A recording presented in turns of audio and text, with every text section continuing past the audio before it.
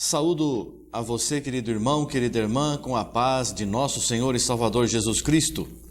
Pela graça de Deus, estamos mais uma vez examinando as Escrituras e rogamos a Deus que nos abençoe, nos dê a compreensão de sua santa e bendita palavra para podermos vivê-la no nosso dia a dia. Nós vamos hoje examinar a palavra registrada no livro de aos Efésios, no capítulo 2, do versículo 6 em diante. A palavra de Deus nos diz assim: e nos ressuscitou juntamente com ele e nos fez assentar nos lugares celestiais em Cristo Jesus, para mostrar nos séculos vindouros as abundantes riquezas da sua graça, pela sua benignidade para convosco em Cristo Jesus, porque pela graça sois salvos por meio da fé, e isto não vem de vós, é dom de Deus, não vem das obras, para que ninguém se glorie, porque somos feitura sua, criados em Cristo Jesus para as boas obras, as quais Deus preparou para que andássemos nelas. Amém. Hoje nós vamos meditar a respeito de como deve o cristão receber a salvação. O que nós temos que fazer para receber a salvação? Existe alguma coisa mágica, alguma coisa especial para fazermos, para sermos salvos? Não, a palavra nos ensina que nós temos somente que aceitar a Jesus, e aceitando a Jesus significa vivendo conforme o Senhor Jesus viveu, como também está registrado na primeira carta de João à igreja, no capítulo 2, os versículos 3 ao versículo 6, que nos diz assim: e nisto sabemos que o conhecemos, se guardarmos os seus mandamentos. Aquele que diz, eu conheço-o, e não guarda os seus mandamentos, é mentiroso e nele não está a verdade. Mas qualquer que guarda a sua palavra, o amor de Deus está nele verdadeiramente aperfeiçoado. Nisto conhecemos que estamos nele. Aquele que diz que está nele, também deve andar como ele andou. Ou seja, o Senhor Jesus tinha aqui esta missão de preparar para nós a salvação, porque a salvação havia sido dada somente aos judeus, e nós somos gentios, e Deus quer que todos os homens se salvem. E nós recebemos esta mensagem que começou lá em Jerusalém e agora está espalhada por todo o mundo. Nós vemos aqui no nosso país, em todos os países do mundo, o Evangelho sendo anunciado com amor, em sinceridade, e muitos têm recebido esta graça de conhecer o Evangelho, de conhecer a salvação em Jesus Cristo. Mas o que nós vemos aqui então? O que nós devemos fazer? Como nós devemos viver? Porque pela graça sois salvos. Graça é um favor que nós não merecemos. Nós não merecíamos que receber esta salvação preparada por Jesus Cristo. Porque nós somos salvos por meio da fé. E isto não vem de vós, é dom de Deus, é dádiva de Deus. A pessoa acha que está numa igreja, já está salva, e se não estiver, os outros que não estiverem na igreja que ela está, não estão salvos, e fazem acepção de pessoas. Graças a Deus, nós temos visto que isso está acabando. Os cristãos estão entendendo que não devem julgar a ninguém. O próprio Senhor Jesus disse que Ele não estava vindo para julgar, Ele estava vindo para salvar. Ele não veio condenar ninguém, Ele veio salvar. Hoje Ele é Salvador, amanhã será juiz, porque Ele vai ver aqueles que viveram segundo a sua palavra. Então não adianta a pessoa ter uma palavra muito bonita, não adianta a pessoa ter muita educação, não adianta a pessoa dizer que é trabalhadora, que é honesta, mas a pessoa precisa dar testemunho, como diz aqui. Aquele que diz que conhece, mas não vive como ele viveu, é mentiroso, nele não está a verdade aperfeiçoada. Aquele que não guarda a palavra do Senhor Jesus Cristo é mentiroso. Pode falar o que for, pode ter a educação que tiver, pode ter uma mensagem muito bonita, mas se não viver conforme o Evangelho do Senhor Jesus Cristo, a pessoa não tem salvação. Porque muitos estão hoje anunciando o Evangelho, mas nós não sabemos se estão vivendo ou não. Por isso nós vamos ouvir, guardar o que é bom e viver o Evangelho. Agora muitos estão pregando, estão anunciando, estão falando muito do Evangelho, mas talvez não estejam nem vivendo. Nós não estamos julgando ninguém, só estamos alertando, segundo a direção do Espírito Santo, para que você, querido irmão, querida irmã, possa verdadeiramente compreender que nós temos que viver segundo o Evangelho. No passado, nós tínhamos os mandamentos, os judeus, os hebreus, tinham os mandamentos, que não eram somente 10, eram mais de 600 mandamentos.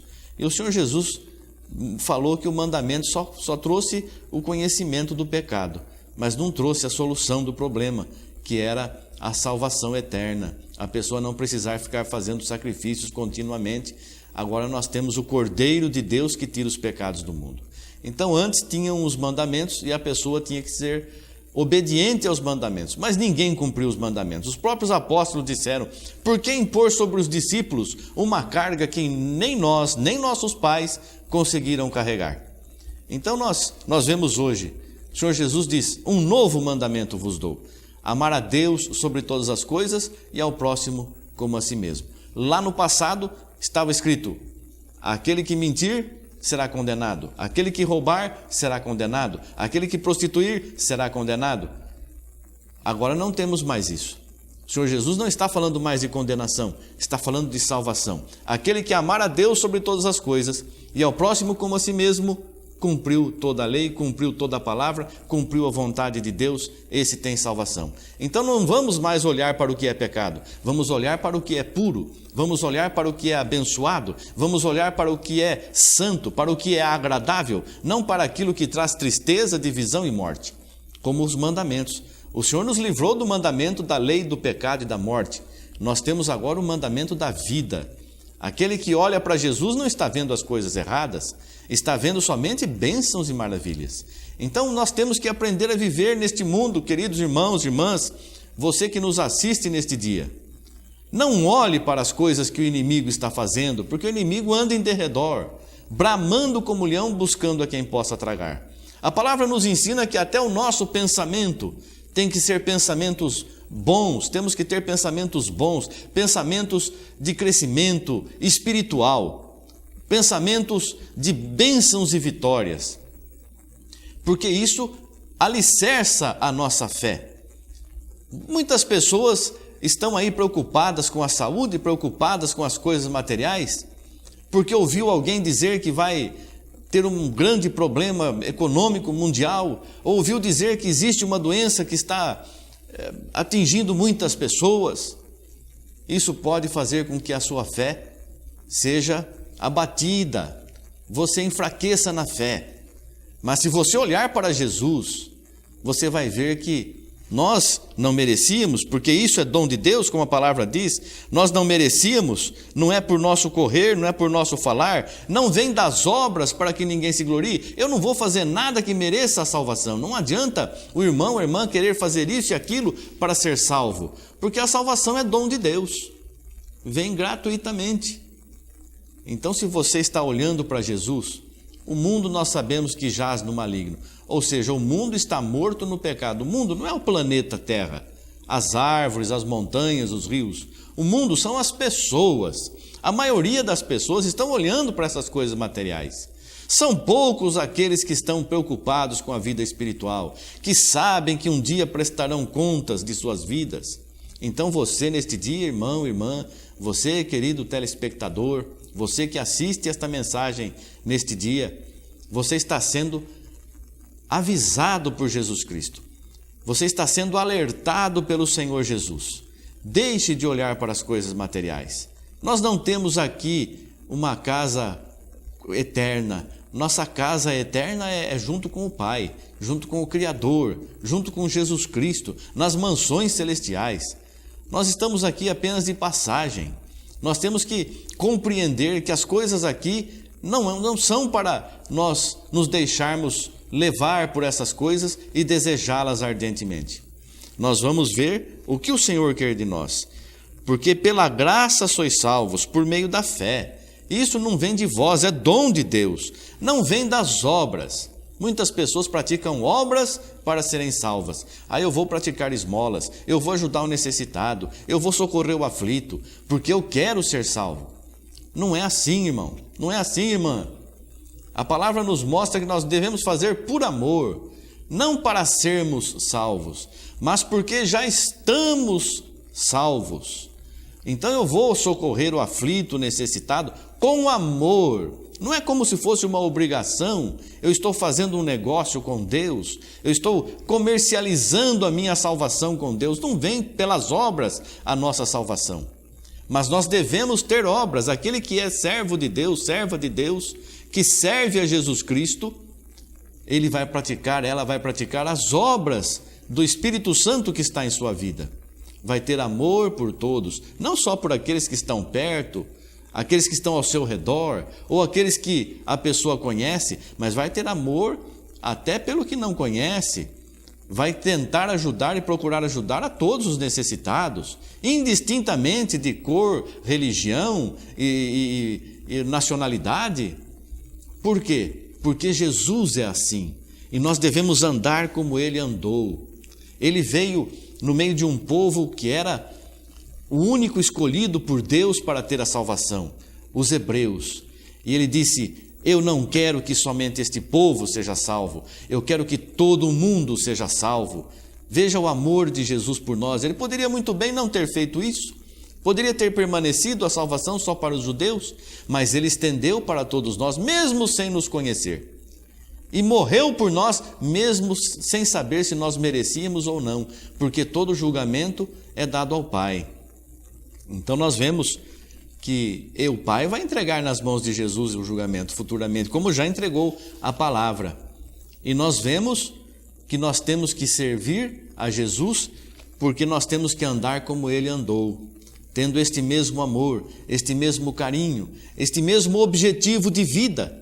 Você está neste mundo, meu irmão, minha irmã, você está neste mundo não é para enriquecer materialmente, é para ter tesouros no céu, é para ter uma vida de santificação e honra, uma vida de exemplos de virtude e de amor, de poder de Deus em tua vida. E poder de Deus significa vencer o pecado, vencer as tentações.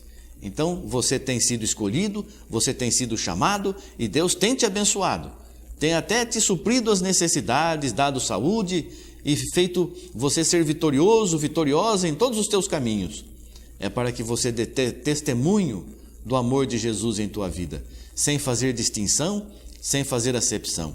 Andar como Ele andou, viver como Ele viveu, cada um cuidando de sua vida e tendo o outro como seu irmão, como seu semelhante na presença de Deus, porque somos todos iguais.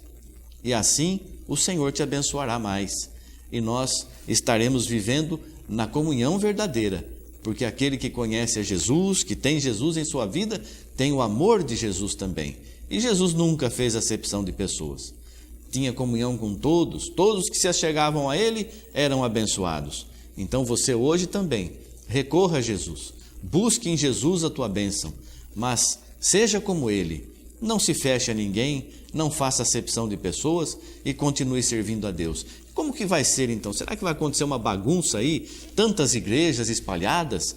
Mas que maravilha que seria se todos se considerassem irmãos e todos pudessem ajudar uns aos outros, falando de coisas maravilhosas de Deus, das bênçãos de Deus, e sendo testemunha do que está falando, não só falar, mas também viver. Que maravilha que seria cada um vivendo a sua fé, conforme o seu coração, sem mentiras, sem adultérios, sem prostituições, sem enganos e sem roubalheiras que nós vemos tanto acontecendo. Que Deus possa nos abençoar, que Deus possa aumentar a nossa esperança a cada dia, esperança no Senhor Jesus Cristo, não nas coisas deste mundo, não nas coisas materiais, mas nas espirituais que são eternas. Que Deus te abençoe, o Espírito Santo fale mais alto em tua vida, em nome de Jesus Cristo. Obrigado, Senhor, graças a Deus. Amém, amém.